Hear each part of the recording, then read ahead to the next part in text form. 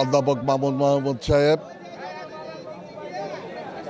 এই সংগ্রাম মৃত্যু থেকে জয় হয়েছে এবং আমরা এই বহুদিন ধরে তার পিছনে আছি।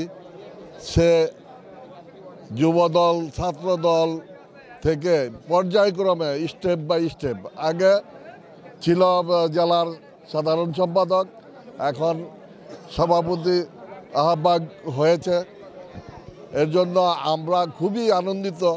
তারাবাপুর বিএনপির সাবেক যুগ্ম আহ্বায়ক দেশনায়ক তারেক রহমানকে ধন্যবাদ জানাই যে নারায়ণগঞ্জ জেলার দায়িত্ব মামুন ভাইয়ের মতন একজন ভালো মানুষের হাতে দেওয়ার জন্য। আমরা সবাই দোয়া করব মামুন ভাই যেন তার দায়িত্ব সঠিকভাবে পালন করতে পারে। ধন্যবাদ। আমি তারাব পৌরসভা বিএনপির সাবেক 2 নং যুগ্ম আহ্বায়ক, বর্তমান তারাব পৌরসভা বিএনপির সহসভাপতি। আমি সর্বপ্রথম একটা কথাই স্পষ্টভাবে বলতে চাই, আমরা বিগত 17 বছর দেখেছি জনাব তারেক রহমান সাহেব আমাদের আগামী রাষ্ট্রনায়ক, আগামী প্রধানমন্ত্রী, উনি খুব সূক্ষ্মভাবে নারায়ণগঞ্জ জেলা কমিটিগুলো দিয়েছে। বিগত সালে অধ্যাপক মামুন মাহমুদ ভাইকে সদস্য সচিব, পরবর্তীতে সাধারণ সম্পাদক পদে মনোনীত করা হয়েছে।